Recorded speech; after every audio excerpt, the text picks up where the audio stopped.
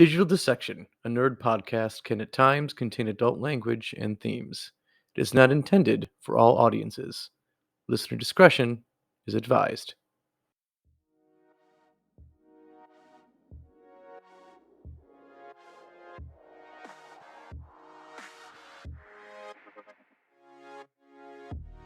Welcome to the Digital Dissection podcast, where we take a closer and possibly unnecessary look at our favorite properties, creators, and topics. We are your humble hosts, Joe and Mark, two pop culture nerds dedicated to telling entertainment history before it's forgotten too soon. Join us on Facebook, Twitter, and our blog for more information on the show. We also love to hear from you, so why not write us at digitaldissectionpodcast@gmail.com. And now that we've got that out of the way, let's get to dissecting. Hey Joe, the red light is it's blinking again. I have no memory of this place. Yes, folks, Joe and Mark, we are back. It's season 2.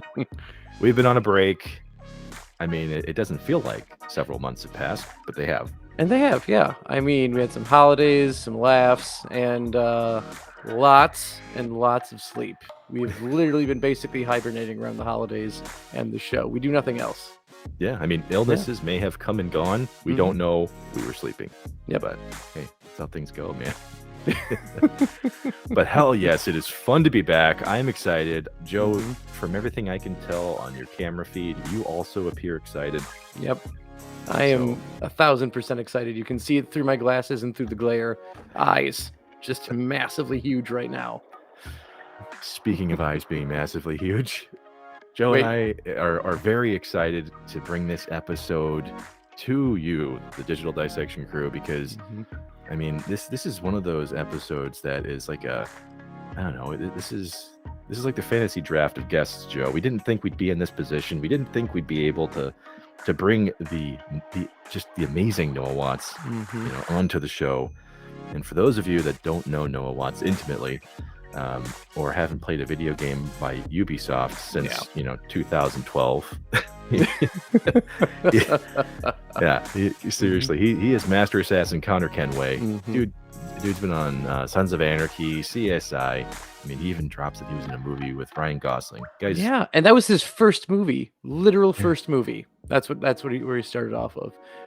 This guy just has an incredible career. If you have not looked into him at all, he got won't go into too much because you'll want to hear it from him, but he got to start in acting in high school, and this was him in a feature film in high school, which is just incredible. And he's been going ever since then, whether it's acting on stage, on TV, in a major motion picture, or eventually voice acting. He's kind of run the gamut on it. Yeah, and I mean, he'll tell us himself that if you weren't a big fan of Connor Kenway, that's all right. I didn't write the guy. But if you haven't checked it out, if you looked at our social media, we've actually been sharing some of his music actually that he's produced and been making here over the last few years with the band Nickels and Bones. So we definitely recommend that you check that out because Noah's extremely proud of his music. We're big fans ourselves, and it's definitely worth looking into. But Joe, one thing I did want to say about this interview, because after every interview, you and I just kind of have this whether it's stored emotion from the interview or just nerves. How did this interview wrap up for us, Joe? Do you remember? Vaguely. So before this interview, I think the close starstruck that any of us had ever gotten was when we were talking to Josh Sawyer, and Mark was just a wreck leading up to it. And I was a silent wreck leading up to Noah Watts. I didn't say it. I kept the cards close to my chest. Everything appeared to be calm. And then we got to talking with Noah Watts. And then as soon as we were done, I just immediately started screaming. I couldn't believe. I had to roll away from a microphone so it wouldn't destroy Mark's ears. I could not believe who we just talked to. Connor has been my favorite character in this series since I got the chance to play him, and getting the chance to actually, sit down and have a conversation with Noah was, it just meant so much to me to be able to do that. So I can't thank him enough for him being able to come on, and it was the closest I've ever gotten to like a Community moment. Mark, did you ever watch Community when it was on? Yeah, oh yeah, I've watched. I'm not like a dedicated fan to it, but I've seen a Yeah. good amount of it. Yeah. The one where Chevy Chase's character actually brings LeVar Burton to Donald Glover's character, and he's just like dead silent the whole time.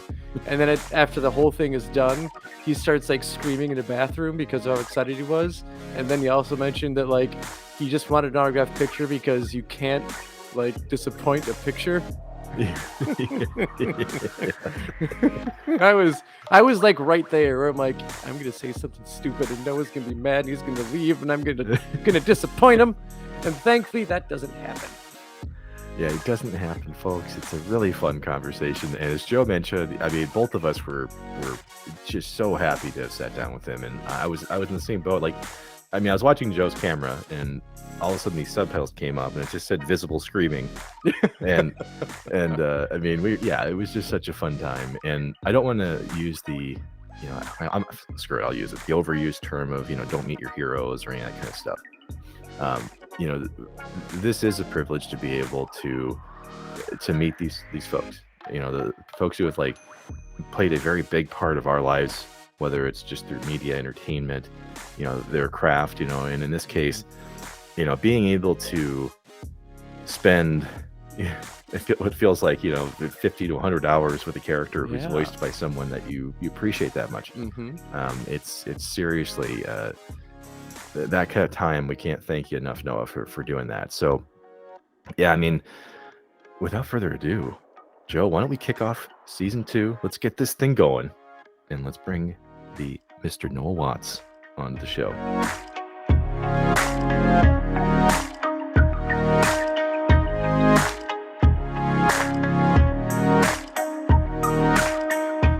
So, everyone, welcome back to Season 2 of Dissection, a nerd podcast, where we are very humbled, honored, and excited to welcome our first official guest of the season. You'll know him from several TV appearances, movie appearances, and a special place in our hearts, gaming hearts, and that is Assassin's Creed 3, as Connor himself. Everyone, welcome Noah Watts. Oh. We're doing the clapping. Thank you. It may not pick up on the mic because we got that noise canceling stuff going on, but the clapping is there. Okay, cool. Yeah, we'll add it in post. No, that's how we always. And we have like a really loud crowd roar in post, like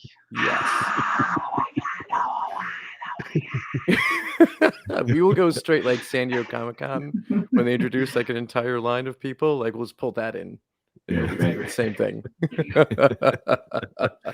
Well, it is absolutely a privilege, and we can't be thankful enough here to have you join us, because as folks would know who have listened to this program since the beginning. I mean, Joe and I are obviously very, very big Assassin's Creed fans, and I mean, we've dedicated several hours of discussion, on the show, Noah. So it's awesome to have you, join us and represent, part of the series. But we also like to do just as much of an exploration of the things that Wikipedia may not cover, because I mean, sometimes there's some unverified information. Sometimes there's not like elaboration on certain years of the life. So we'd love to dig into some of those areas of the margins there to understand a bit more about like your early life, for example, and even how you got started. From I guess we don't have to go like all the way from day one, but fairly close to the to childhood. I was born. Well, yeah. I mean, I grew up in Montana. I was born around Livingston and grew up in Bozeman, and I was big into sports, really. That was my main thing: baseball, basketball, golf, and tennis. And that was really my primary focus throughout, middle school. I think around sixth grade or something, I started doing theater plays, but it was not really the main focus. High school is when I really started to kick into getting more excited about working as an actor, and I did all the plays and speech and debate, and I had a really good mentor, a really good theater teacher, who basically helped me, I guess what you call get the acting bug. He really encouraged me, and um, I don't think if it wasn't for him, I probably wouldn't have pursued it as I did. And then right away, my senior year, I got a part in a film with Ryan Gosling and David Morse called The Slaughter Rule, and it was one of their earlier independent films, Mm-hmm. and that really solidified it. Just being on a set and seeing how it worked, and up until then I'd only done theater, so working on a movie set was a whole big thing. I really loved it, and I just knew right then that that's what I wanted to do, and I was just going to go for it. Yeah. So yeah, I mean, and then I just went right down to LA after high school and went to the American Academy of Dramatic Arts. And but I also had a kind of a hobby of music as well, and Mm-hmm. I always enjoyed playing music a lot. And I played a little in the snare drum in the band in middle school, and kind of messed around with guitar. Took some guitar lessons throughout high school, and I didn't really it was kind of just a hobby. Acting was Mm-hmm. really my main focus, particularly film acting. I didn't really want to do any television or um, anything that wasn't like film, you know. Which, in retrospect, I probably shouldn't have been so I guess a stickler, or I shouldn't have been so stubborn in that, because Mm-hmm. I did get TV offers early on, and I did turn some of them down while I was doing plays in a couple theater projects in Santa Fe. I did this play called The Indolent Boys by Scott Momaday, a native writer.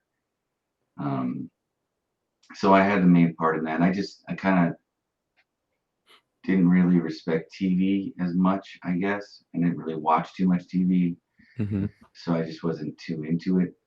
Now I do like watching shows, episodic TV shows, hour-long shows. Mm-hmm. I've gotten into it since then, but back then I really just didn't want anything to do with it. Um, Yeah, Yeah, even though because you even made your way onto TV quite a few times, like your Sons of Anarchy, you were in CSI Miami. So when you were reluctant to take those roles, was there something that kind of pushed you to actually start working in TV, or was it kind of I I guess I'll start trying to do something different? my manager told me, "You better do some Ah. TV. You gotta get some TV, man. Get in there and do some Hmm. TV. Good for you." And she's right. Um, you just got to do everything you can when you're down Hmm. there. You can't turn away any opportunities, you know. And that's something I learned when you get into it at a young age. You really don't have that discipline. The way I look at things now, Hmm. definitely not the same. Um, every opportunity is an opportunity to show, what you can give, and I'm happy now that I did go on some of those TV shows, and I continue to try out for shows to this day. I'm always auditioning for all sorts of different television shows. In fact, I probably audition more for television than I do for feature films. Um, oh, but I Oh, think that there's just more TV nowadays. oh There's a yeah, lot more, like Netflix, Amazon, like all these different streaming sites now hmm have their own money to make their own shows. So it's a lot, and I notice it's a lot of seasons.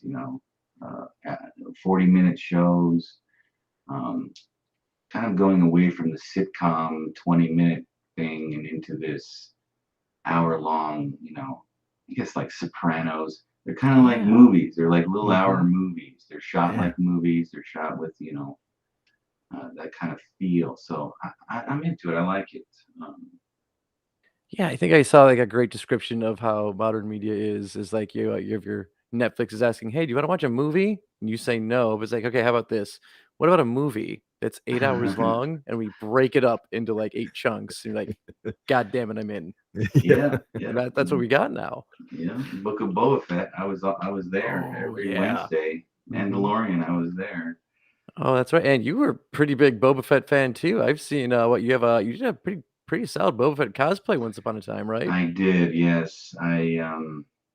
It was the picture did a lot more justice to it than up close. It was it was a little cheap, but I just love that character so much, and I'm so Hmm. glad that they revived him. And we Yeah. finally got to see him crawl out of the Sarlacc pit. Hmm. Yeah, Yeah, yeah. because It's like kind I of feel like he was like always like a lot of his character development was always limited to or restricted to like books and video games. And Yep, that's just part of the media that not a lot of the fan base got into. So it was really nice to be able to explore him a lot more in the series. yep, and he did a great job. The actor Hmm. who plays Boba and Jango. But yeah, I did read the books as well. I read Tales of the Bounty Hunters. I think that's the one I read, Hmm. yeah. and it had information on all of those guys from Empire Strikes Back when Vader's trying to track down Han Solo, and he's got them all lined up there in the Star Destroyer, and he's no disintegrations as you wish. He had like a few lines. It was just so good. I think Yeah. it was the armor, it was the visor, it was the helmet, Hmm. it was everything. The mystery. Yeah, who's under So there? yeah. What's he doing? You know, we always we love to reference under Seinfeld when they're talking about Iron Man and how it's like, I still say he's what does he say? He still say he's He naked still under says there. naked under there. Yeah. I still say he's naked under Oh, there. that makes a lot of sense. Yeah, yeah. I love the fact that this is the age, Noah, that we live in now, where you've got creators like Dave Filoni and Jon Favreau out there that are Yeah. they're adapting these stories that many of us have like deeply latched onto. And so it's cool to see, obviously someone like yourself that we've obviously followed for years now, and seeing you consume the same stuff. I mean, I, Mhm. we don't like to say the whole thing where it's like, celebrities are just like us. They eat food, that kind of stuff. But it's really awesome to see because Joe and I are also very big fans of Ghostbusters, and we couldn't like stop and notice and see that you've got a lot of photos that either involve the logo or stuff that you've seen while you're exploring. Yeah, How big. I'm actually Yeah. wearing the Ghostbusters shirt right now, and that's Ah. embarrassing. Oh, Yeah. that's Well, I That awesome. always like was to a point out. huge, huge influence in my life. The first one, I Mhm. memorized that whole movie, and I would do the movie for my family. I was about Oh, 6 or that's something. I had all fantastic. of the lines. I could remember them all. Um, it just was a big, uh, I don't know, something about it just captured my imagination when I was young. And Mhm. it's interesting to see my nephew. He's about that age now, and he really loves Ghostbusters too. So I was happy that he got on that same vibe. But the first one's the best Oh yeah. bar. But I'll take anything they give me. I mean, Mhm. that's the thing is they just got to give us what we want, and it's like the Boba Fett, the Ghostbusters. I mean, any new Star Wars. Some are better than others, but I'll watch it all. I'll take it Mhm. all because I just love the lore, the world, the universe that they set up, and a lot of these iconic franchises that they're actually letting out and breathe. I thought Mandalorian was amazing. Mhm. But yeah, Bakeman's my favorite. Bill Murray. Nice. Now, is this because of just what's on screen, or is this also the fact that he shows up to college parties with Wu-Tang Clan and serves drinks behind the bar? I think Bill Murray is just cool. He's just a cool dude. I mean, the other guys are cool too, but Bill Murray, I mean, he's one of my favorite actors. I particularly like his Hunter S. Thompson uh, Yeah. movie where he played what was it? Where the Buffalo Roam. I think that's what Yeah. it's called. He played Hunter S. Thompson in that. He's just so funny. He's Mhm. got such a great sense of humor, and it's real dry. And I don't know. He's one of my personal favorite comedians. Well, I was going to ask, because we've heard of, we've spoken to different actors, over the course of this show's history, and everyone has different approaches and different jumping off points, for from where they got started. And I didn't know if you had any like role models or anyone that you maybe adapted some of your like early performances to. I mean, like, was there anything like that that influenced you? Well, my uncle was a stage actor. Well, he was my aunt's husband. He was my uncle-in-law, I guess that's what he. Yeah, yeah. Um, and he's not with us anymore, but he was a great stage actor Mhm. and director. And um, I remember one time I was trying out for a part for, I think it was the Glass Menagerie or something, and he took me aside and he's like, "Okay, well, who's this character you're doing? Tom, or what is it? Whatever his name is." Okay, so what's his last name? What's his first name? What's his middle name? Okay, what's his mom's name? What's his mom's middle name? What's his mom's last name? What's his favorite color? What does he got in his pockets? What's his favorite food? And I didn't know what was going on. He was just rattling all these questions at me, and I tried to answer some of them, and he's like, "No, these. I'm not asking you to answer these. These are things you need to be thinking about. Because if I was to ask you these questions, you'd have an answer for them. So you got Yeah. to think about that in the same way you approach characters. What kind of shoes does he wear? Has he got any injuries? Does it make him walk a little different? Does he lead with his head? Like he dove so deep, um, and that's really where I started to get my foundation for how I build characters when I get a role. The deeper you go and the more information you can gather on it just makes it more detailed, and it Mhm. comes through the more work you do on it. Um, so then he pulled out a map. He's like, well, where are they from? Where does he live? Look at his streets. Is this where he is? Is this the address? Can you find this in the play? Use all the information in the play. What do they give you in the play? Read the play 5 times before you even start working on it. And he kind of just pulled that bar way high. And I was like, okay, that's how professional actors do it. Okay. And then I started watching. I'm a big fan of Gary Oldman Oh Yeah. yeah. and True Romance. I liked his performance in that, and of course Dracula. Um, Yeah. and I also really like Robert De Niro. He was pretty much one of my main guys I looked up to. Um,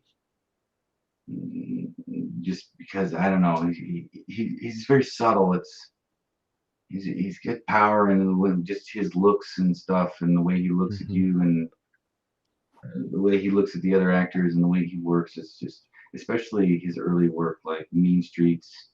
I really love that movie. That inspired me to kind of be an actor. Taxi Driver, Raging Bull. Like Deer Um, Hunter. yeah, Deer Hunter.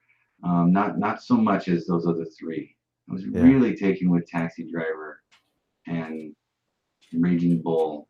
I had a huge Taxi Driver poster in my room in high school on Nice. one wall, and on the other wall I had a huge poster of Alex from Clockwork Orange. So I Oh, Yeah. was really nice. fascinated with Mhm. Antiheroes. I think Mhm. kind of. I don't know, something about watching a movie with you don't know who you're rooting for. And you Yeah. can't really identify with this main character because Mhm. he's not really a good guy. So who are you rooting for? And then somehow the movie makes you kind of sympathize with him in a way. And so that always fascinated me. It wasn't so cut and dry. It's just let's have our protagonist, let's have our antagonist. These are all the rules. Mhm. So I was more into that kind of stuff, into that kind of cinema, things that break boundaries, things that were edgy. I was way into that. I love Tarantino, all that stuff in the early '90s. My dad Yeah. was we put on Pulp Fiction, and he didn't really like it as much as the old Scorsese stuff. Yeah. Especially the Reservoir Dogs scene when the Oh. cop was getting his ear taken off. My dad was like, I can't watch this anymore. I gotta stop. How can you Yeah. watch this, man? How can you watch this? And I was like, yeah, well, it's just a movie, but I felt it was gratuitous kind of Mm-hmm. violence, and I don't know. I mean, I guess he comes from a earlier time when violence wasn't so red on the screen. Yeah. You know, Mm-hmm. What I liked about Reservoir Dogs, though, and I'm not sure if you agree with this, it's the fact that you mentioned Antiheroes, and in a lot of ways, I mean, almost each character in Reservoir Dogs feels like a different version of an anti-hero. It doesn't definitely. matter. Yeah, it doesn't matter if it's Mr. Pink or Mr. Blonde or Mr. Orange, who, he's kind of Who's he's kind of supposed out to there. be the hero, but he's kind of not. In a way. Yeah. Mm-hmm. He's slipping into it. He's almost becoming kind of a crook, and I don't know. He's not someone I really root for in that movie. The guy I'm rooting for in that movie is Harvey Keitel. Yes. it's I, he represents almost like a persona like Bill the Butcher in Gangs of New York. Like you Yeah, can like there are times where this guy, you can tell there's an edge to him and he shows you the edge, but then there's also times where he can feel comedic, like where he's talking about the elements of torturing someone, and he starts with the pinky finger, right? yeah. And then right after he says that, he goes, all right, I'm hungry, let's go get a taco. Yeah, no, and it's that thing where he's edgy, and then all of a sudden he's relatable, Mm-hmm. Yeah. and he's you can see maybe there's a good guy deep down inside there. He's not all just a psychotic killer like Mr. Blonde. One thing Yeah. I was listening to a Tarantino interview, and he said what he did with those movies, Pulp Fiction and Reservoir Dogs, was kind of give it the Sergio Leone treatment. He took your classic gangster movies and made them kind of like graphic novels, or kind of have the guys Mm-hmm. talking about stuff like cheeseburgers in Paris, and like things you wouldn't think they would be talking about. Give it this kind of flashy, the way that westerns were originally, or not originally, but before the Leone films came, they were more kind of cut and dry. Gunfight at the OK Corral, things Mm-hmm. like that were more kind of like stage theater, and then Good, Bad, the Ugly comes in with that guitar, and kind of the jump cuts, and he kind of did that with the gangster movies. So I think that's maybe why my dad wasn't so into it as much as I was, because it felt fresh. It felt like this Mm-hmm. is my generation of gangster movies. Yeah. Cook, cop robber movies or whatever. So I like them both, but definitely I think Scorsese's my favorite if I had to choose. Yeah, I try not to be too hard on Scorsese with his recent commentary on the MCU and superhero movies, and Nah. everybody's trying to pick a side in that middle school dance, and I Yeah. I honestly I can respect both for what they are. Mm-hmm. Mhm.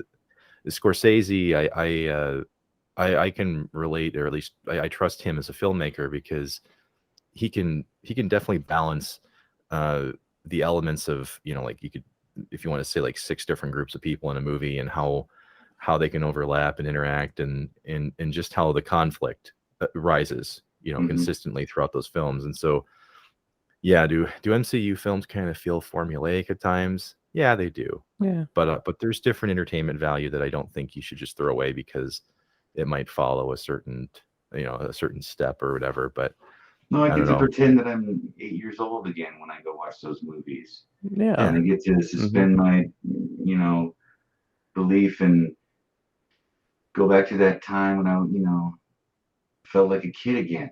And it's the same thing, sometimes I like some coffee, sometimes I want a beer, sometimes I want a Sprite.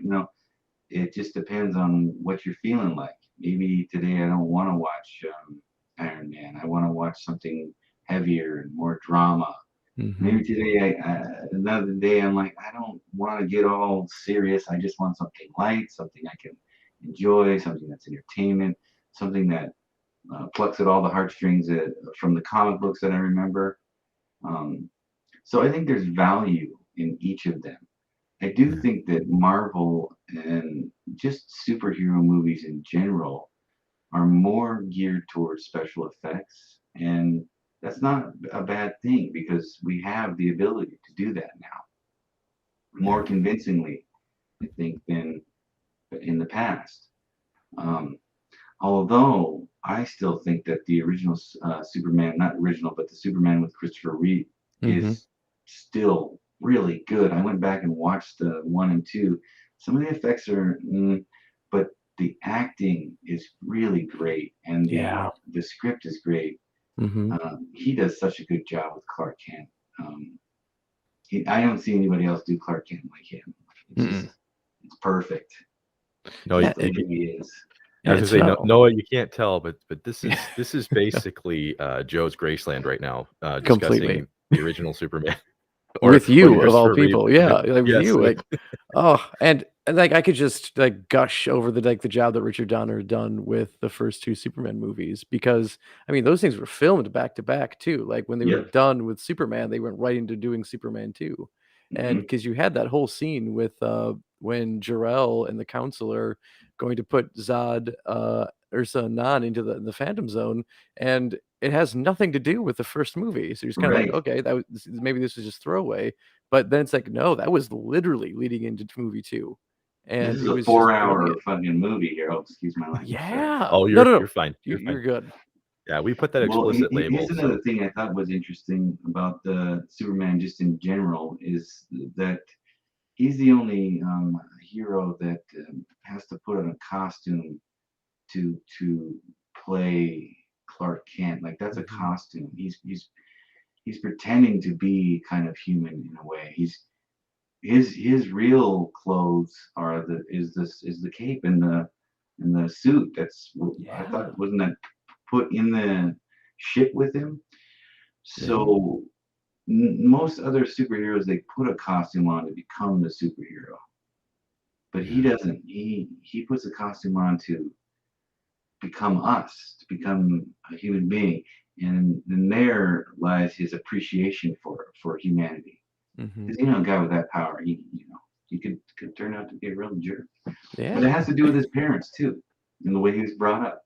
There's a real commentary on family values and getting a good upbringing and how that can shape you.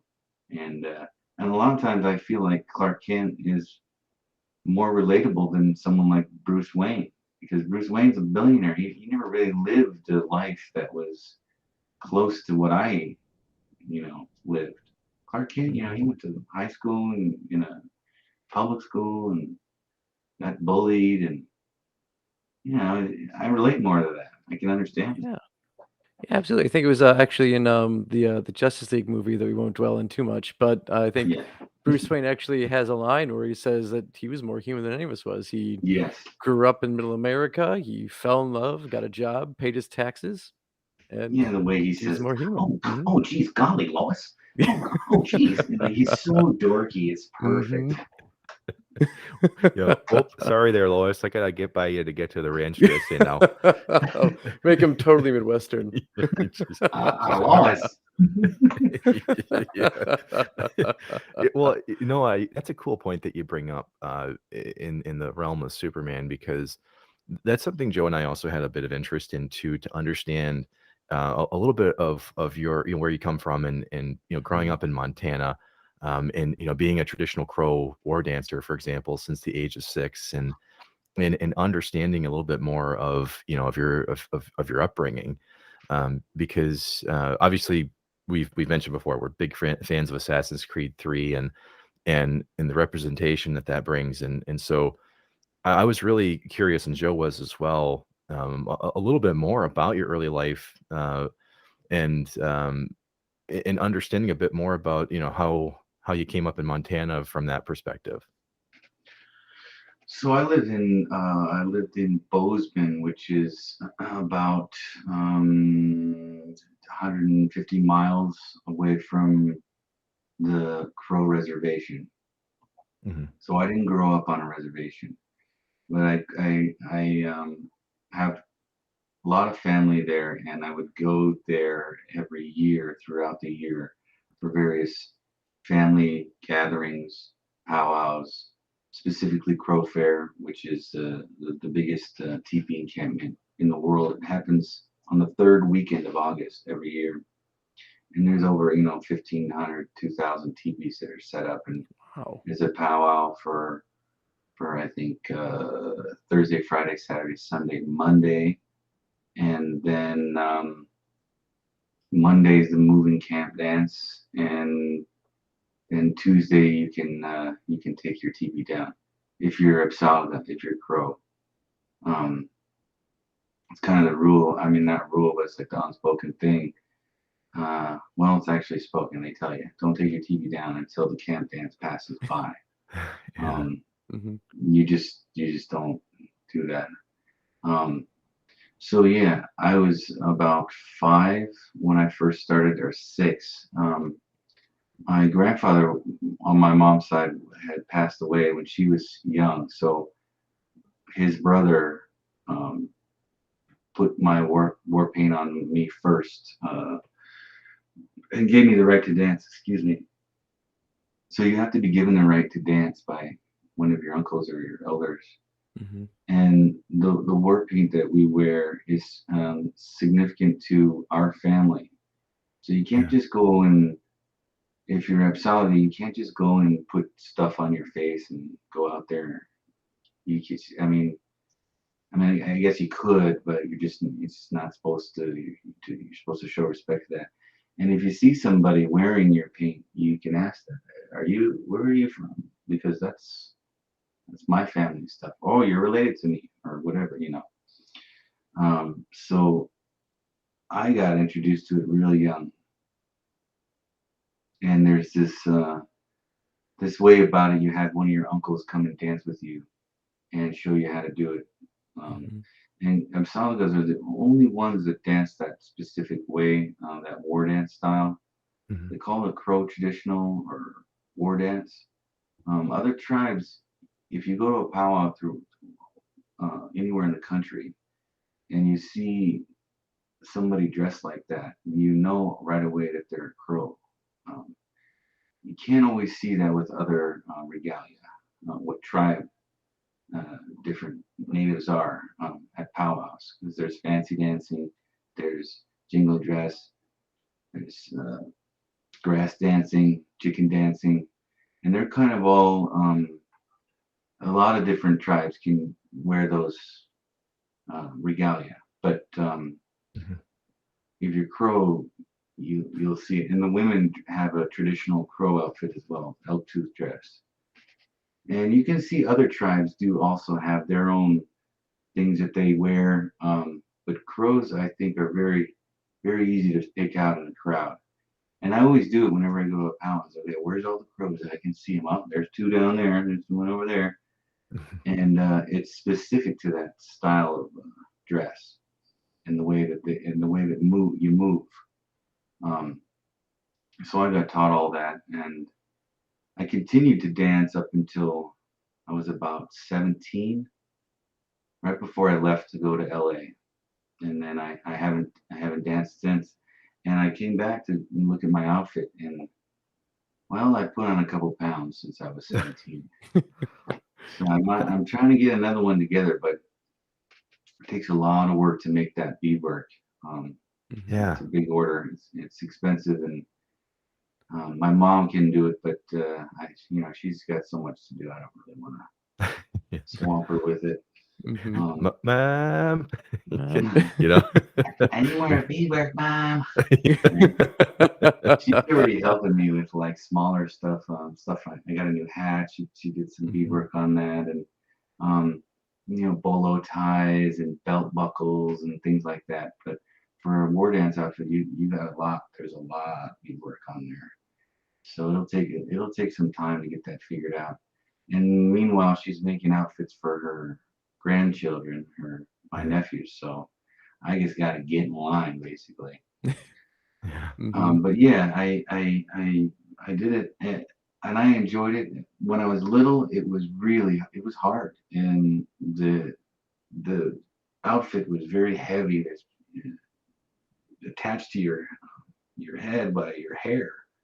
The headdress is you braid your hair and you put it through this hole, and then it's attached, secured by your hair. And I can remember going, man, this hurts my head. It's pulling my hair, and um, it's hard work, and it's not just put it on there and go out there and jump around.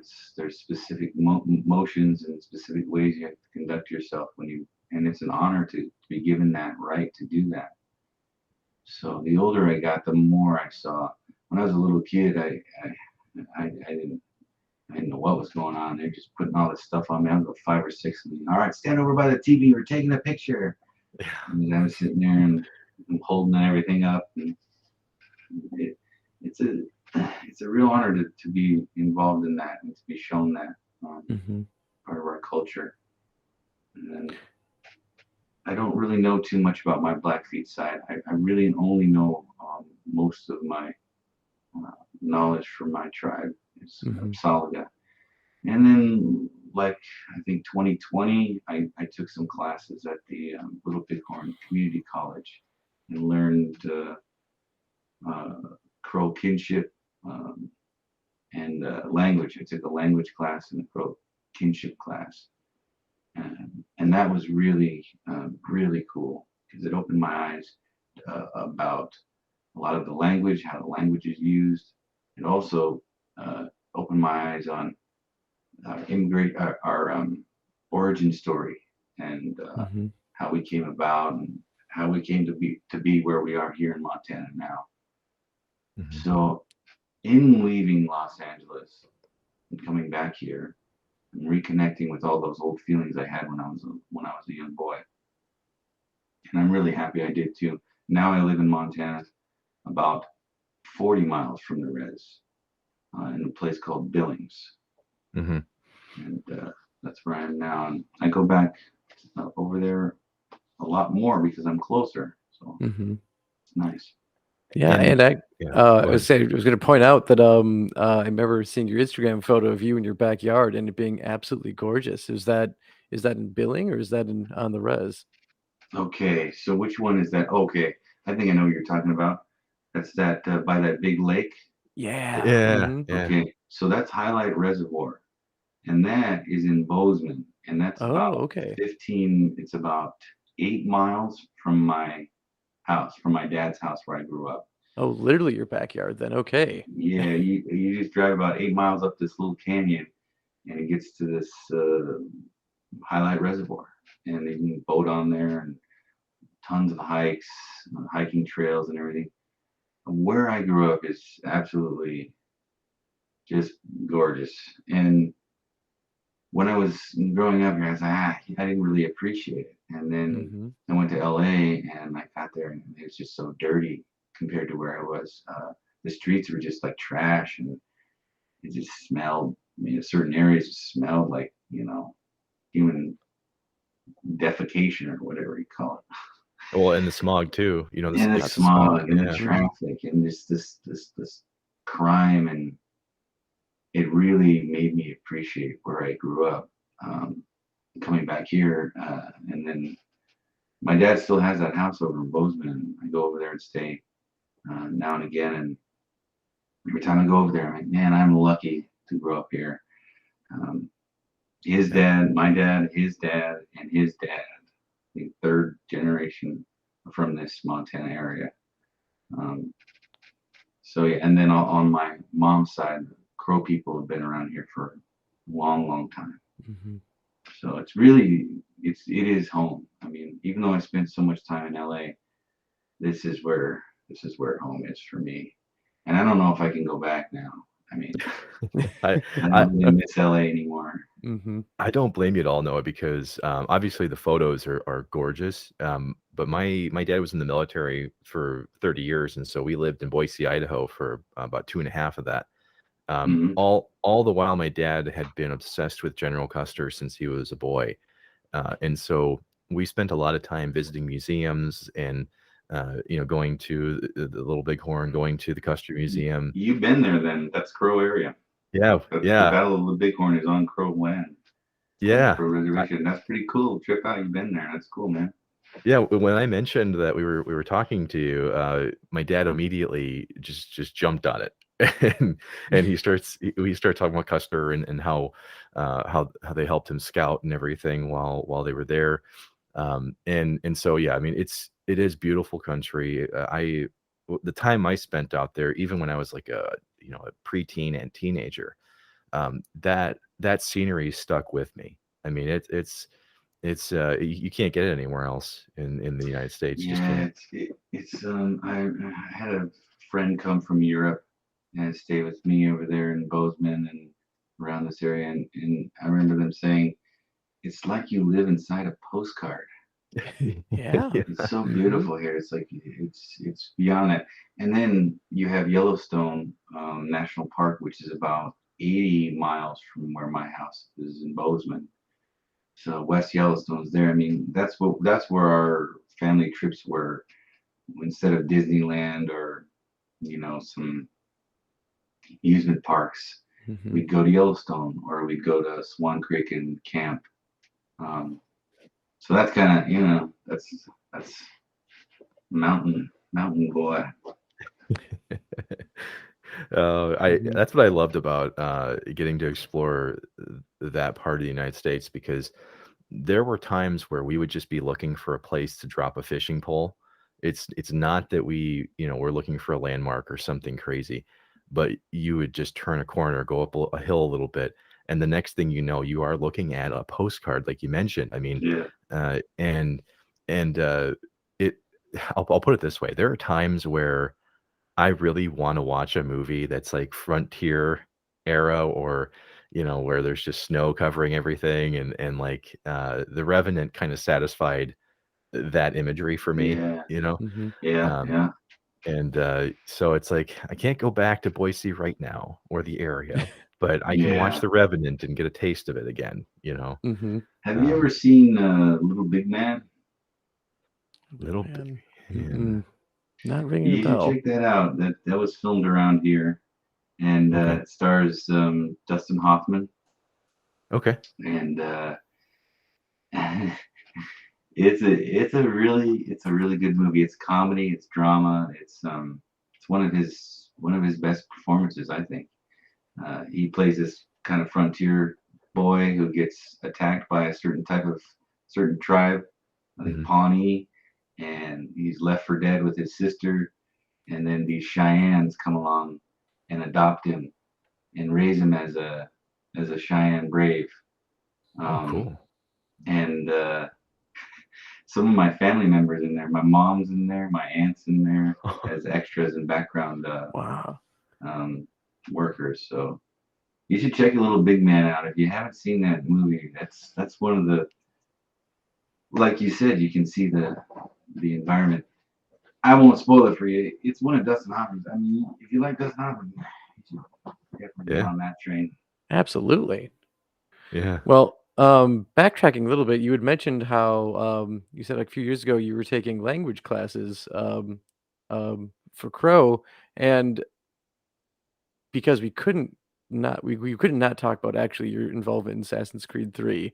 You had to also take was it basically like language on the fly for Mohawk when you were working on Assassin's Creed 3? Yeah, I had to. Basically, what they had was, well, there was a couple different people advising. That's why some people do mention it, and I agree with them. I do pronounce the name of Connor differently, um, because I was told one way when I Mhm. first got there, and then they got a new guy in, and he told me it was a different way about halfway through making it. Mhm. And then you hear I think in the DLC, the grandmother, the elder woman says it in another kind of a way, and I get that same thing when I'm trying to speak Crow around Mhm. here. there are different regions around here, and they speak different styles of Crow. Uh, in the same way that you would have different dialects of, say, English in America, or in England, there's different dialects of British accents. It's similar. When I first started working and learning, the teacher was like, "Well, I'm from Bighorn District, so you guys are gonna learn how to speak it like a Bighorn District person." Yeah. Oh, okay. And then when I go to try to talk to my uncles who are from Pryor or somewhere else, it's like, "Well, that's not how you're supposed to say it." Everybody knows how to say it right. So you you just gotta just whoever you're around, you just gotta kind of, okay, you're right, you're right, you're right. So I kind of see the similarities between the Gangeha, the Mohawk language. I'm pretty sure they have some of the similar type of things going on over there. But I spent a day or 2 days in a vocal booth with a Mohawk speaker, right there next to me, and it was difficult. That's a difficult language. I'd say Navajo is pretty, Dene is pretty difficult as well. I've spoken many different tribal languages, few lines here and there for movies and plays and stuff. And Mohawk and Dene are the two that I have the most trouble with. But especially Dene, it's got some different sounds in there. That's where my dad lives now. He lives in Shiprock, or near Shiprock, in New Mexico, and on the Navajo Res. So I go down there, and I get to be immersed in the Navajo culture, Dene culture. And his wife is full blood Dene. She speaks the language. She's traditional. So it's like a whole other culture I don't know nothing about, but it's a similar thing with Mohawks and all the other different tribes in the United States. Yeah. Joe and I actually have been debating a little bit over how to pronounce Connor's name, because as you've mentioned, it's there's like maybe 3 or 4 different ways that you can say it, or at least that people have said it in the games. I mean, my favorite is Redongadong. How that British guy, that white guy said it. Redongadong. Okay. He tried it a bunch of times, and I know it's not that. It's not something. Then he got through the lines like, whatever. I'm just gonna say Redongadong. So the elder woman, she pronounced, if my memory is right, she pronounced it Radonhangedon, like it's real long, it's kind of drawn out. I think it's more like that. Radonhangedon. I haven't said that in a while. Radonhangedon. That's what I think it is. But again, I'm not a Mohawk fluent speaker. I think the best person to ask that is somebody in the tribe. Yeah. When I first said it, I was told to say Radohangedan, which sounds a lot different to me. That's the way the first guy told me to say it. And when somebody tells me to say something, or like a language or something, I always write it down. I phonetically write it out, so I catch what they're saying, and I'm pretty good at mimicking people. When I said it like that, and it was like, all right, you're good. And then the new guy came and he's like, oh, no, that ain't it. It's this. And I'm like, okay, well, whatever. I mean, I can't argue with you. I don't speak the language. Well, this is kind of where we did plan to dive into, this part of your career a little bit, because once again, we're big fans of Assassin's Creed 3. I will confess to you, Noah, that the first time I played it, I did play so little of Assassin's Creed 3 because I was frustrated in learning the new combat system and all this stuff that Achilles was actually dead but still alive somehow in my game because I'd done so few side quests. It was just a really strange thing. But the story of your involvement with the franchise, did it start with you thinking that you were just auditioning for a period piece drama? Yeah, I walked into a casting office and it was called American History or something like that, or Revolutionary War. The title of it was something like that, and I got the script and it was these really long speeches, and I didn't understand. Well, how is this a movie? Well, this guy is just going on these monologues, Mm-hmm. Yeah. and I didn't want to memorize it. I'm not going to get this role. I don't look like that. I don't have that. Um, I had a contemporary look at the time. Um, I had real short hair. I was going out for all sorts of different ethnicities, all sorts Mm-hmm. of different backgrounds. Mhm. So I wanted to be open. I wanted to be able to be open like that. I didn't want to just play an 1860s native on the prairie on a horse, wind in my hair. And besides that, I'm not full, so uh, I don't have that real traditional type of look. So I passed it off. I'm not going to get this. Why am I going to memorize this? It's not Mhm. going to do me any good. They're not going to hire me. I don't know Mm-hmm. why they want me to do this. I was actually a little upset. My manager's like, dude, just go in there. They're asking for you. Go in there, give it your best shot.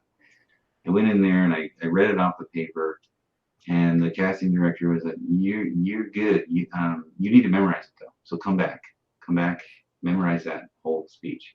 The writer is going to be there, uh, such and such date. You got like 4 days." Oh, like grumbling. I said, "Okay, sure, thank you." And then I left. And I don't memorize this. Then I went and I memorized it. And the more I started reading, I was like, "This is freaking Assassin's Creed. How is this not Assassin's Creed? Why is this a movie? Is this the movie Assassin's Creed? This guy's talking about Templars." I mean, Yeah. I played Mm-hmm. AC1 and I played AC2 and Brotherhood, and I was like, this is not. Is this a movie about Assassin's? I didn't know what it was. Mm-hmm. I got through 3 or 4 more auditions, callbacks. The writer was in there. I can't remember his name. God, I should remember his name. Um, one of the writers. It wasn't Corey. It was another Yeah. writer. I think because Corey May was he done after Brotherhood or Revelations? I can't remember when Corey May dropped off. No, he How was did in I the got? room. He was writing for 3. Oh, I he was. remember Okay, I cool. remember sitting in a room with him doing table reads. It was another guy. I can't remember his name. It wasn't Alex and it wasn't Dave Wilkinson. It was I hope he doesn't listen to this. He didn't look at me at all. Like he was sitting there. They had a camera on. He was just in his notebook. He didn't look up once. I mean, I could see him, out of the corner of my eye while I'm delivering. And I was like, this dude is not even looking at me. And so while I'm acting in my mind, I'm like, well, this is a waste of time. I'm real glad I memorized that whole monologue. He's not even paying attention. And then I asked him later, and he says, man, you're doing so good, I didn't want to throw you off. I used to throw you off the whole time. Yeah, you should have been looking at me, and I would have been even better, man. Then they finally told me, and they were like, well, as they see, Assassin's Creed is a video game. We're sorry. I know. We understand if you don't want to do it. Like, I was like, no, I'm kind of interested. In my Yep. mind, I was Mhm. like, heck yeah. Had to play cool. You don't want Yeah. you don't seem like you're too into them. Yeah, I had to play it cool, man. So I was like, in my mind, I'm like, all right, I'm getting some free video games. Yeah. Yeah. It's just like petting a cat. You got to act like you don't want it. It's like, nope, Yeah. nope. I'm gonna. Exactly. Yeah. Mhm. Oh, that's Give the awesome. cat And to you.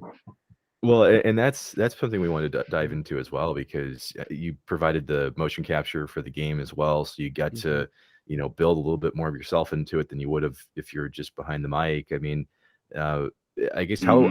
how demanding was the motion capture, and yeah, I guess your experiences with that. I didn't really like it at all. I thought it was awkward and weird. The first session, it was about like a couple weeks, I guess. I went up to Montreal and um, put this wetsuit on, and the helmet cams were connected at that time. They weren't wireless, and they got Oh. wireless later, but at the very beginning they were wired, and somebody had to walk around behind me holding my cables. There's about 2 or 3 big cables My that you have to gosh. hold on to. Because the helmet cam, the face cam is right in your face. It's like this block right in your face. It takes you out of it completely as an actor. It's really much more difficult to work like that than to get a good costume. Because like I said earlier, when I build characters, I use the clothes and the shoes and everything dictates the way you walk and move. So I had to think about what I would be wearing, but then I didn't even know what that was because they hadn't finished making it. So it was like, well, it's not how a movie or a theater or a stage, it's not how that was made. They were kind of new to it. I remember getting ready to start a scene the day before, and they gave me like 60 pages the night before. I'm like, there's Oh my no God. way we're getting through all of this. What do you guys think we're getting through all of this? And then I'm supposed to memorize all of this. That's like a whole play. So I came the first day and I was like, I told them, I was like, we can try, but we're not getting past like 10, 15 pages. And that's a good day. That's a good day on a set. Like that's a lot of work because you got to work these scenes out. You got to work with the other actors. You got to find the moments. You can't just go in there and read it and then move on. And I think before they weren't really hiring actors to come in and wear the mocap suit. They were hiring like movement specialists, mimes, and people who were into that movement stuff. And then they would have the voice done in Los Angeles. So they're telling me this is like one of the earlier times when we wanted to get actors in here. And so I use that as a way to build the character in the way he moves because he doesn't really say a lot. In the scripts, all the monologues are all these British guys, and he kind of gets sent here and sent there, and he's like, to me, he's like Batman. His parents are, his parents are gone. He doesn't have that. He's hooked on revenge and maybe a sense of vigilante. Straightforward, no joking around. You watch your mom get murdered in front of you, burned to death, and I don't know, it's just gonna change you. So I put that into it, and the way he moved, not letting anybody touch him, all these things give you a sense of who a person is without him having to say anything, just by the way he moves around.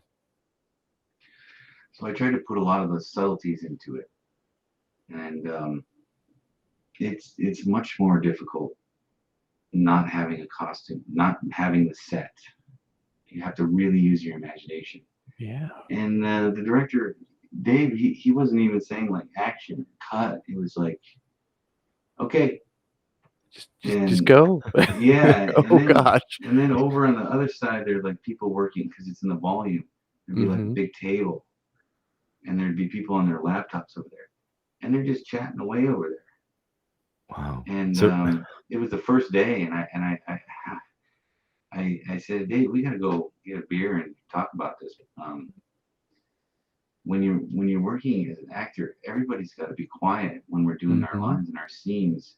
It has to be the most important thing in the world at that moment. It has to be that way. Everybody's got to be quiet, and you got to use the word action. You got to use the word cut, because those are like those Pavlovian, like the bell for the dog. Like when I hear action, I get like, I'm just conditioned as an actor to go, when I hear that action, all right, get into it. Whatever it is, it's just like it sets me into it, and then I go and I stay in there until he says cut, and that's just how you're trained as an actor. And they just didn't know that. They were bridging the gap between games and film, and trying to make a bunch of little movies. That's what those little cinematics are. It's like 11 hours of just like little cut movies. Yeah. And Dave was like, I'm sorry, man, I just didn't know. I don't know. I was like, all right, well, this is what we need, this is what I need, and everything's gonna be good. And next day, it changed, less pages, we focused on the scenes more, and I think it came out great. Yeah, yeah, I agree. And one thing that I've always, when I've worked with local theater stuff, what we've talked, it's like as a performer, you're building this small, incredibly immersive but fragile world that everyone is invested into, and the smallest thing can break you and take you out of that world. And you don't want someone's cell phone going off during a performance or people talking loudly because everyone is invested in what's on stage. And when you have even the smallest thing happen, it can suck you right out of that, and that's the last thing you want happening during a performance. So I can't imagine, like, I got working an angry. entire day. Yeah. Yeah, I yeah, got really Mhm. angry when it first started happening. We were doing the scene and they were talking, and I just stopped and I just looked at him and I just kept staring at him. And Dave's like, Noah, are you good? And I just didn't say anything. I just kept looking at the people who were talking until they realized that I was looking at him and Dave was looking at him. And they're like, oh, oh, yeah, okay. yeah. It's like, so just respect the volume, respect the performance. Because if you Yeah. don't respect the performance, and I'm not going to give you the best possible thing, and that's what we're all here for. We're all Mhm. here to make the best possible product together. Yeah, And and Yeah. I was I completely, like, I'm with you with it. I think you made one of the best products out there. Like, that game, like, hit me at the perfect time in my life where I came home from work every day, and I was in Connor's shoes until I went to bed with minimal time to eat, like, in between me doing things. So you help build an incredible character, and Adhan Gaydon, doesn't that mean, like, a life that is scratched? it could mean life scratcher, or Mhm. one that scratches at his life, or one that tears at his life. There's like, yeah, again, multiple takes on that from different people. Um, I like one who scratches at his life. I think that's what it Mhm. was. Yeah, it Yeah. was. It was quite a change up from Brotherhood, Mhm. and I don't think people were ready for that. And I think it was jarring because of how opposite, Connor is. It reminds me of this Charlie Hill joke, this stand-up comedian that I had the pleasure of working with. Um, he was one of the first native comics to get on the Richard Pryor show back in the 70s as a stand-up comedian. Mhm. And he came out and he did his bit and he goes, well, you got a lot of you guys out there, white people, you didn't think natives were into doing comedy, huh? And didn't think we were, had a sense of humor. Well, we didn't think you were very funny either.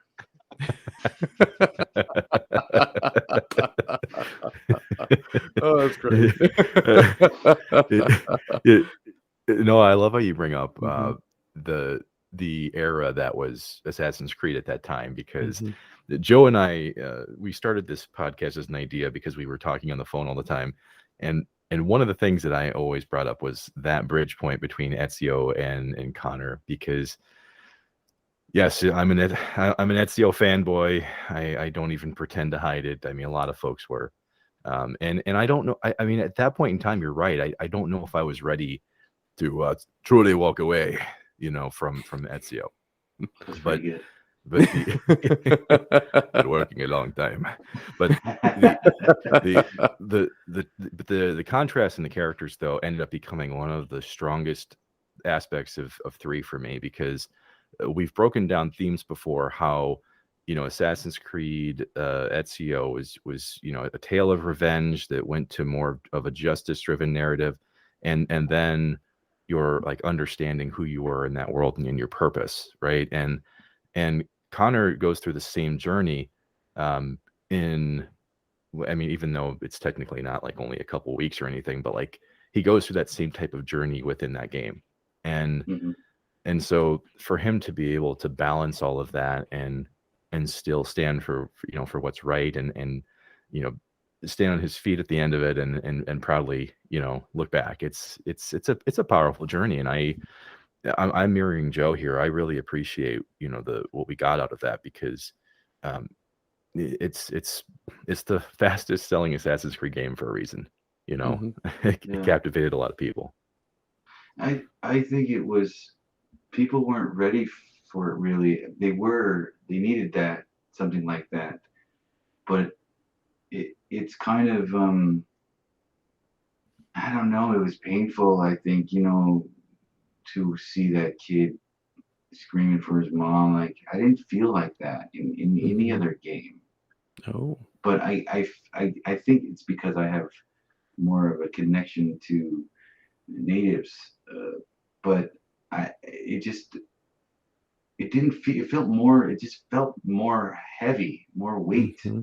In playing Ezio's story, it was more it just was lighter. It just didn't make me feel so didn't give me the feels in the same way. Hmm. Um, and it's probably been biased because I played the character, I did the character, but as a gamer, I just Ezio he was just very cool and ladies man it seemed and Renaissance man and um, it just I needed that. I was done with that character. It was they Hmm. pushed it as far as he could go. I thought it was enough, and turns out they wanted more of it.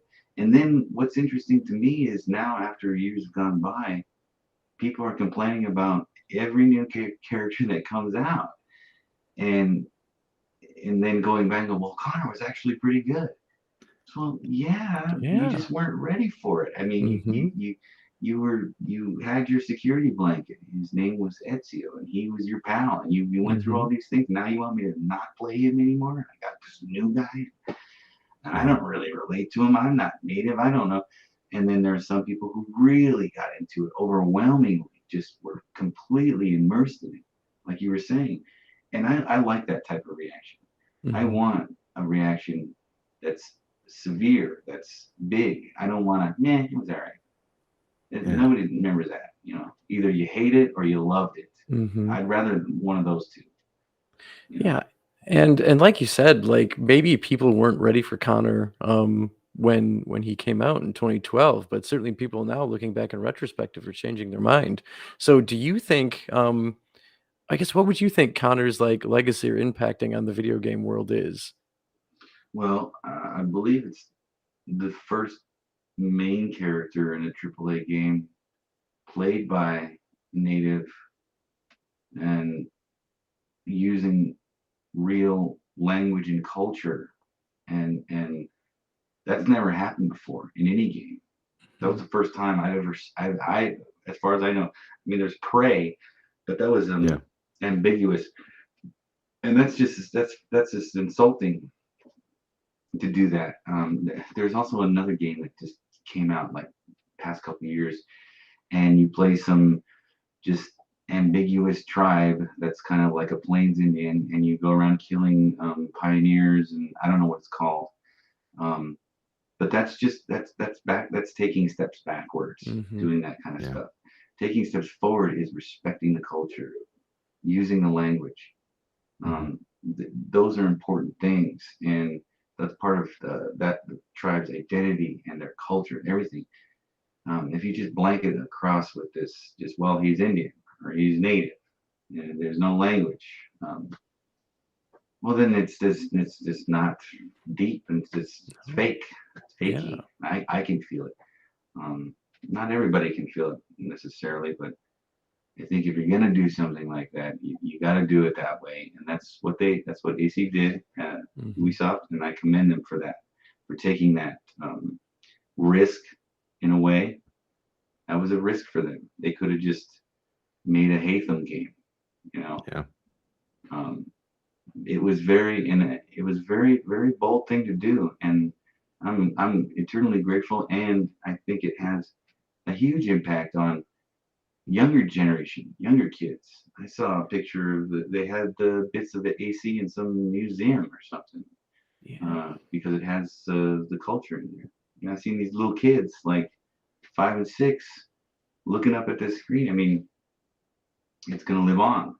It's going to have its place, and people will come around and they'll appreciate it for what it was and what it did. Yeah, the Yeah. portrayals of life is what we've even talked about quite a few times. Is how you get to see how these characters lived, and not just being referenced as a character trait, right? Like you mentioned, and so I thought that was one of the coolest aspects of the tutorial of this game, as Connor was is to explore his life and get to actually see how he lived and how he interacted with his people, and that yeah, that was a core strength of this series. Um, this may seem like a hard bank, and no, I apologize in advance. But what was your thoughts on Connor sharing a horse with Paul Revere? I've always wanted to ask that question, and To the I left, Connor.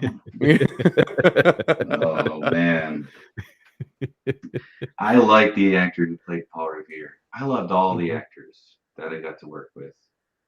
Everybody was really awesome, and I thought it was a little awkward that I was on the belt. Why can't we have two? Yeah, whatever. Two horses, maybe. I don't know. I'm happy we asked the same Yep. questions, Noah. They're everywhere. Like they're the Ford Focus of Yep, the yep. of the animal Right. world in that video Right. game. We could get two horses. Oh, that's Yeah, great. man, that was good. It was rich. I mean, and not to mention it had all these characters from our history, from American history. I mean, there's so much going on in there. And like you said, you played just the main story pretty much. And a lot of people did that. They bypassed all the homestead missions. Like they bypassed all of the side quests that really actually gave you a sense of a different character. More of the work I did give him different layers and subtleties. If you just play the main story, you're not going to get all the character. You're just going to get how he's relating to these rich white dudes who are ordering him around and slave owners and like Yeah. you're only going to get how he interacts with them. So if you haven't played the homestead missions, it'll open up a whole other side to Connor that you wouldn't get. Yeah. Yeah, absolutely. And speaking of like looking at opening other sides, one thing that we have also been wanting to talk about tonight is your music career. You talked about earlier how like playing guitar and snare drum was kind of just a hobby, but now you have your own band. You've developed this sound that's rock and roll, blues, and at the same time something that is truly unique with your sound. So, how did you make that gap from or junk that gap from music being a hobby to being something that you truly enjoy doing now? I was working at a restaurant, town and country, bakery, restaurant, coffee shop, and these other waiters there. I had been playing guitar, and they were frantic. We need a guitar player. Our guitar player's dropped out. Does anybody know a guitar player? I said, well, I can play guitar. I mean, all right, come over after work. We're gonna go. We got a gig tomorrow. I was gonna get thrown into it. I'll give you 50. I'll give you $100. It's all right. All right. It was easy enough. Mm-hmm. And then I started playing as a hired gun for different bands. I think I played in 3 or 4 different bands. Just as coming in and doing what you tell me, pay me money. And then I started having to do more work than I was getting paid. I was writing lyrics. I was writing melodies. I wasn't getting credit for writing songs. And so I just quit the last band. I was like, I'm not going to do this anymore because I'm not. It's not taking me anywhere. It's not my songs. So I started writing songs and trying to get together one of my own kind of band or whatever. And so I met another guy at work. He was he was a session guitarist and a very skilled guitarist. Jeff Kraft. He produced the second album that I did and plays on it and introduced me to all of these professional musicians. And the ones I've been working with before were not that level of players. And it brought my level up just by being around and trying to keep up with them, and to write songs that they would enjoy playing and that they could, make better. Um, so he and I got together and we started making that Nickels and Bones, and he brought in Norwood Fisher from Fishbone, and Alex Bailey from the Marcus Miller Band, and all these other great drummers and other players and singers, and I had a great time. And we did a third album, and that one was a little different. It wasn't really I just did the lyrics and the vocals of that. But now that I've moved back here, I've kind of switched gears, and I'm starting something new with a couple new musicians up here. One of them is also Crow, and it is more like, I would say, Tool and Pink Floyd and Jimi Hendrix and punk rock kind of put together. Yeah. So I also just got a new amplifier for my birthday. My longtime childhood friend's father is a musician from the 60s and 70s. And he gifted me this 1967 Super Reverb Fender amplifier. Wow. They're very rare, and it's my new sound. And I've been working for about 3-4 months with a new drummer, a new bass player, getting a couple more players coming in, and we're writing songs now. It's a whole new band. It's got a whole new name. We're gonna have a whole new. It's gonna have a whole new presentation, and I'm gonna kind of reserve the other Nickels and Bones stuff to do more of the traditional, like you said, blues, psychedelic, punk blues, kind of 60s kind of vibe. Yeah. That's what I was going for that. So I got my fingers in a lot of different pies right now. I'm trying to branch out and just play with as many people as I can. What I love about playing music is it's like having a conversation, but you don't have words.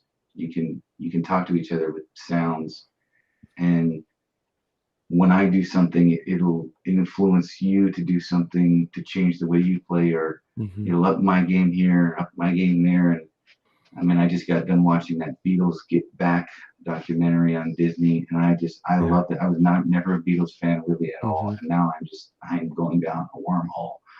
Like about 4 or 5 albums, I'm just listening to them, and I've got a whole new resurgence of music again. I was kind of taking a little bit of a break, but I just met these people, and things just started falling into place like this. And I noticed that's just kind of how things are. You can't really force things. Things will come along, and you just have to recognize it. You have to say, there's an opportunity there. There's something I can do. That really inspires me. Instead of just sitting back and doing nothing about it, pick up the guitar, go out there, start something new.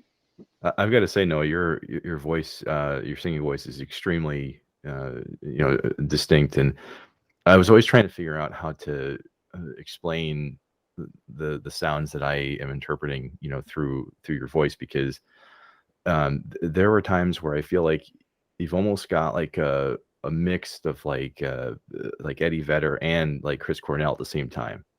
Like you can hold tones like they both would, but in the same song. Like it's I'm trying to think of specifically like like Strange Time to Be is one of the songs that I've listened to where I just almost got this like I don't know if ethereal is the right word, but like your voice really can like stop you in your tracks. Like, and I really enjoy getting to hear your work like that, because it is an experience. It's really fun music to listen to. Well, thank you. Appreciate that. I've been compared to so it's funny. Some people say you sound like Tom Waits. Some people say you sound like Ian Pace. What's it? Is that his name? Is it Deep Purple, I guess? Was it? No, that's not it. No, it wasn't that. It was I can't remember. Somebody told me it was a '90s band. I can't remember his name. And then I've gotten Jim Morrison before. And I'm like, I don't know about that. I can't get on board with that. What happened was I was singing in my throat a lot before I first started singing. And I was hanging out with Jeff, and he brought me to this jam session in LA, Ventura Boulevard. Great drummers in there, everybody's in there. I step up with a microphone, it's so loud I can't hear myself. So I just belted it from where you're supposed to sing, from your stomach, from your gut, and it just went through, and I was like, well, that's how it's got to be now. That's it. I was forced to do it because I couldn't hear myself, so I had to like really put it out there. And then Jeff afterwards was like, yeah, that was good, man. Use your announcer voice. That's what he calls it. It's your announcer voice. Go ahead. Say it real loud, Noah. Do your announcer voice. All right, buddy. Couldn't make it funny.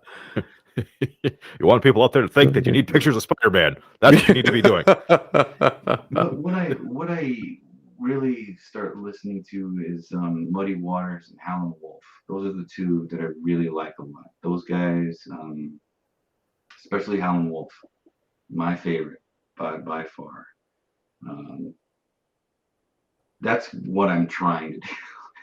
It's not sounding like that, but it's really an old blues voice is what I'm trying to do. It's like Muddy, Howlin', John Lee Hooker. I mean, you can connect the dots. Yeah. It's just like an homage to those guys, but then to bring in punk rock sounds, heavier, distorted tones.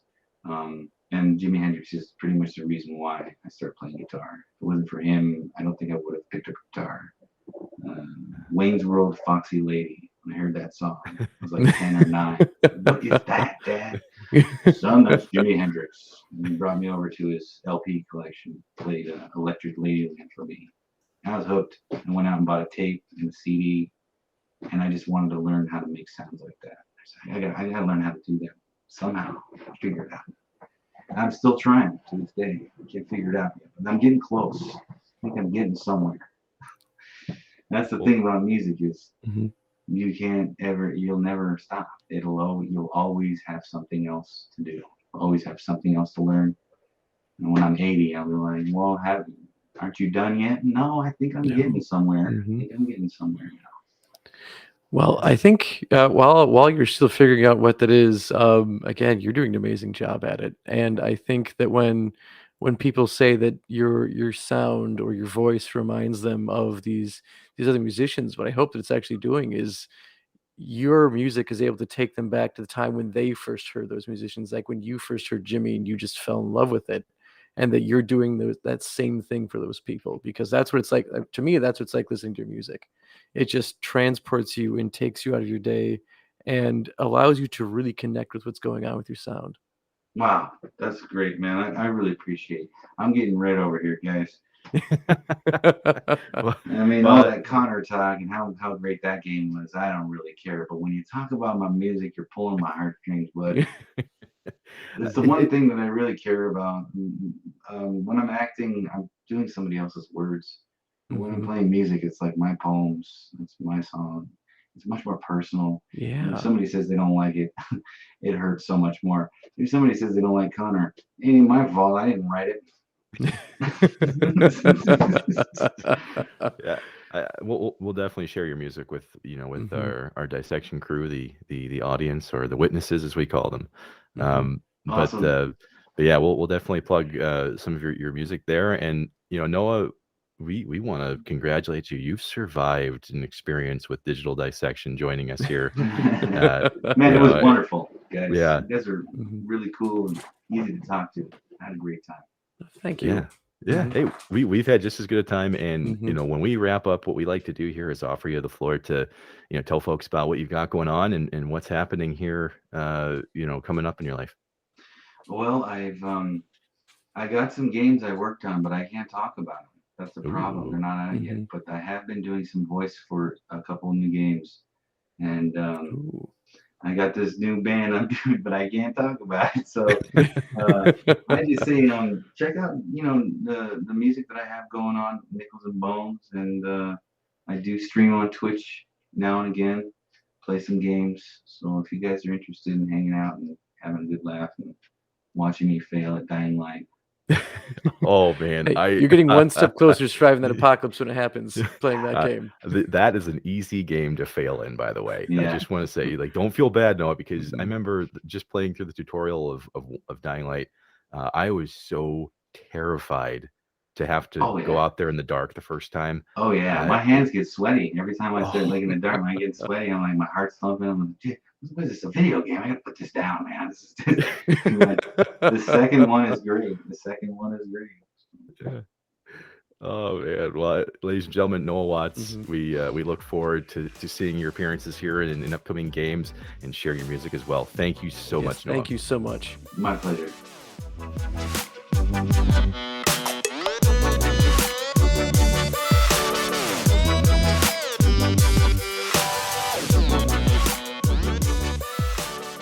Well, Joe, I think it goes without saying that we owe an incredible thank you to Noah Watts for joining us on this kickoff of season 2 of Digital Dissection. Noah, seriously, you are a fantastic creator. We can't wait to see more of your work, especially your music, and some of the to be named later projects that he couldn't go into.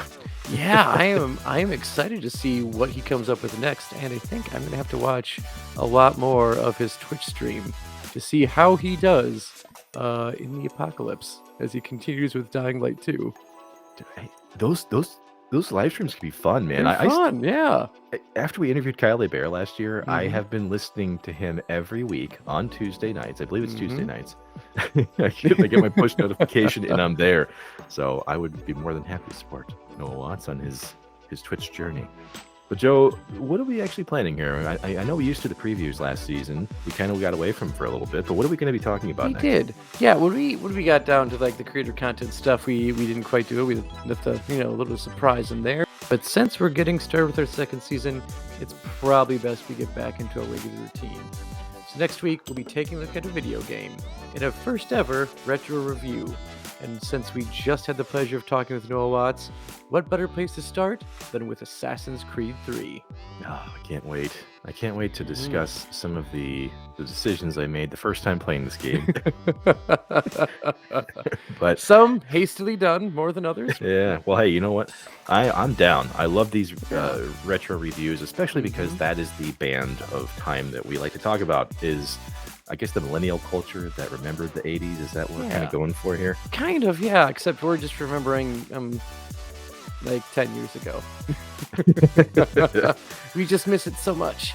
But yeah, no, this is again, it's a first because like while we have usually dug deep into video games in the past, this time we'll actually be like providing a rating and like our actual input on like how well we think this was or how much we actually liked it, as opposed to this is the development history, this is the behind the scenes stuff, and behind the scenes, I mean, it's a bread and butter, so that's good stuff. But hey, this is something that is still new for us.